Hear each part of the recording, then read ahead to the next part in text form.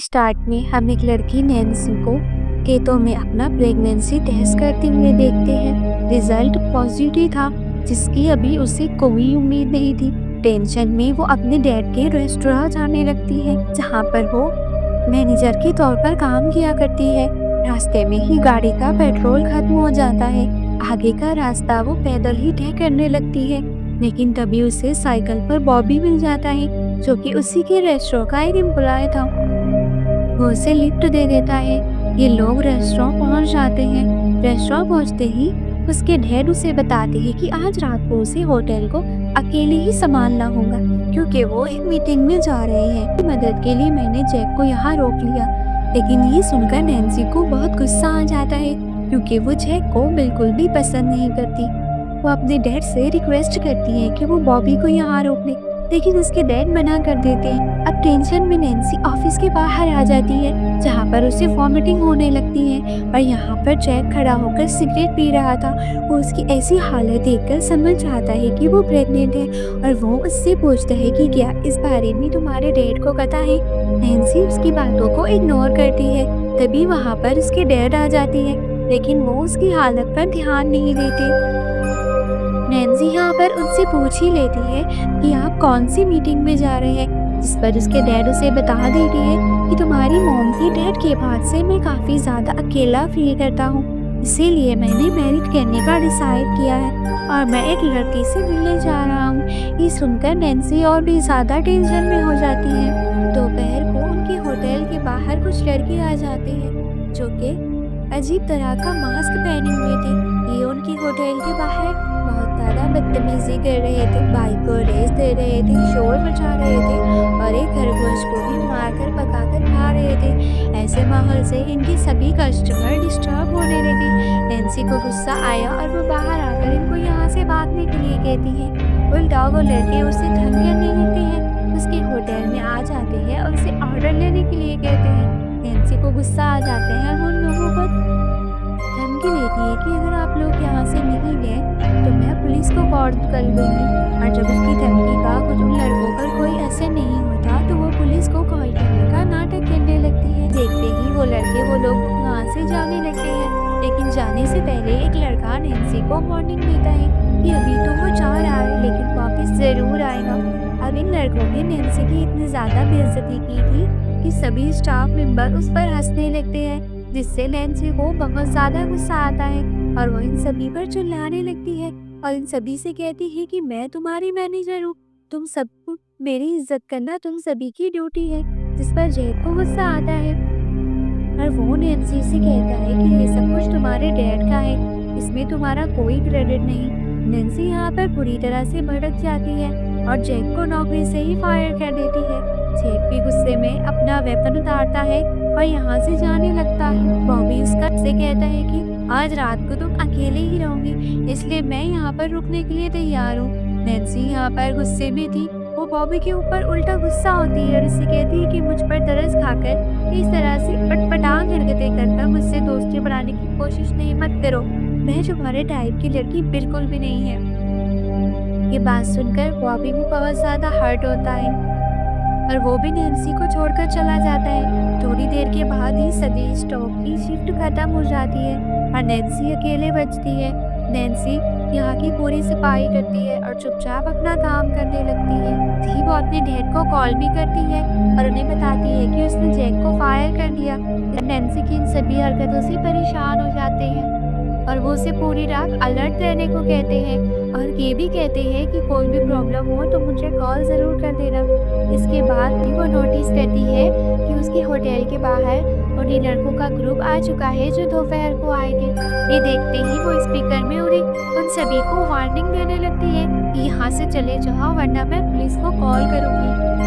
तभी वो नोटिस करती है कि होटल के सभी दरवाजे और खिड़की खुली हुई है।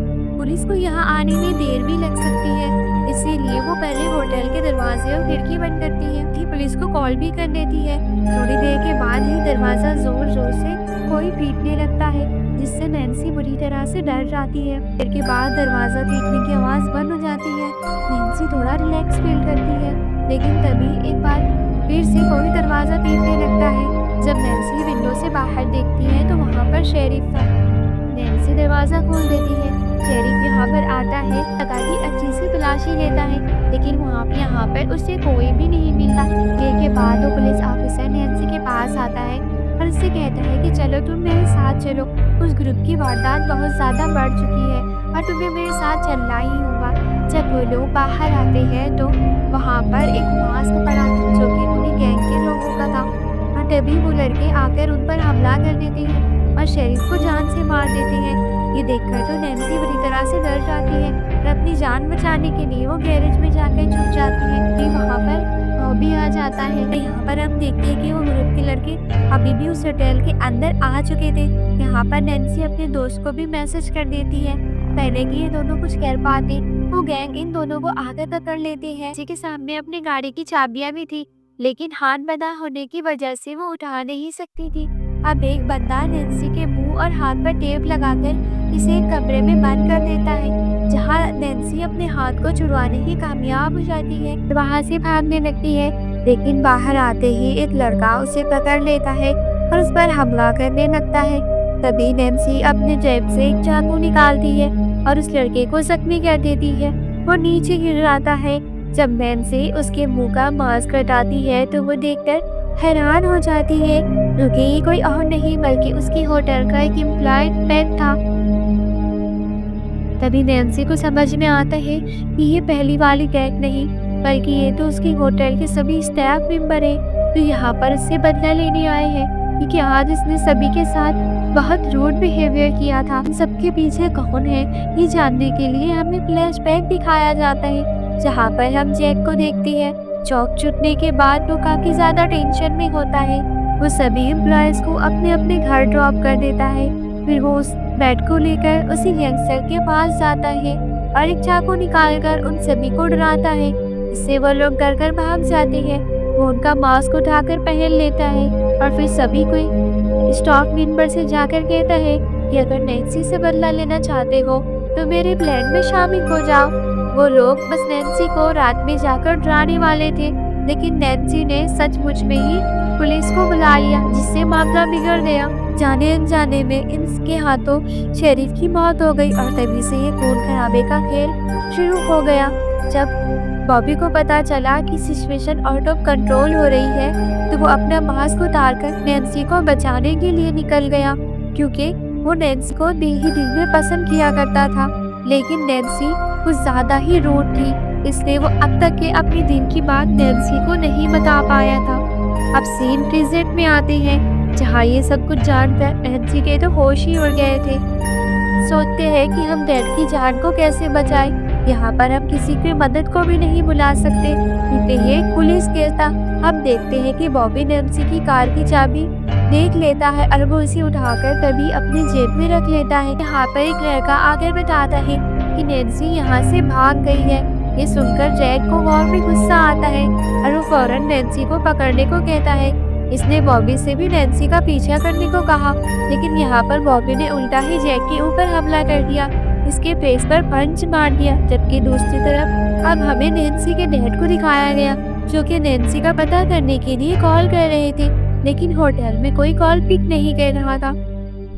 यहाँ वो लड़का जो नैन्सी के पीछे आया था, इसे पकड़ने के लिए नैन्सी बड़ी चालाकी से गरम गरम खौलता हुआ पानी इसके ऊपर फेंक देती है, जिससे इसका सारा मुंह जल जाता है और जलन की वजह से यहाँ पर उसकी मौत भी हो जाती है। तो हुए चुपके से रेस्ट रूम तक पहुँच गई थी, जहाँ आकर देखा कि बॉबी जख्मी पड़ा हुआ है। वो इसकी मदद करने के लिए टेबल के नीचे से चुपके से इसके पास आने लगती है।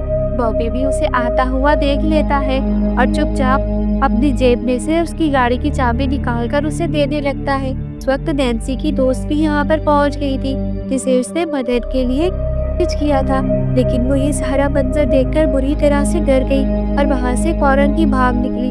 नैन्सी को जैसे ही अपनी कार की चाबियां मिली तो वो मौका पाते ही जैक की नजर से बचते हुए होटल के दरवाजे से बाहर भागने लगती है।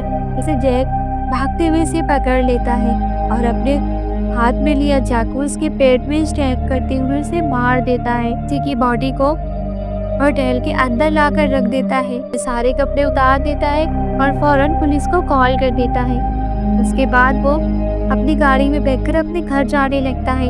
इस इरादे से कि वो एक दूसरे शहर में चला जाएगा, जहाँ पर वो अपनी नई ज़िंदगी शुरू कर देगा। देखते हैं नैन्सी को, जो कि अभी भी ज़िंदा थी, वो कैसे-कैसे करके अपनी आँखें खोलती है और फिर खुद को घसीटते हुए बॉबी की लाश तक लेकर आती है, जो कि अब मर चुका था। बॉबी की लाश देखकर उसे दिल से तकलीफ होती है और वो यहाँ पर रोने लगती है। उसके बाद वो जैसे-तैसे कर अब तक पहुँचती है। कार को स्टार्ट करते ही वो सीधा जैक की ओर बढ़ जाती है। यहाँ जैक को भी इस टाइम किसी की आने की उम्मीद नहीं थी। जैसे ही वो दरवाज़ा खोलता है तो कोई भी नहीं होता और पीछे से नैन्सी आकर जैक को चाकू से स्टैब करके मार देती है। इसके बाद नैन्सी वापस से अपने घर जाने लगती है, लेकिन अब वो कुछ ज़्यादा ही वीक हो गई थी। वो धीरे-धीरे नीचे गिर जाती है और बेहोश हो जाती है और खून अभी भी बह रहा था। लेकिन तभी मूवी के लास्ट सीन में हम यही देखते हैं कि एक गाड़ी आती है नैन्सी के पास और ये कोई और नहीं, उसके डैडी होते हैं। फाइनली नैन्सी की जान बच जाती है और इतना ही दिखाते हुए ये मूवी यहाँ पर ख़त्म हो जाती है।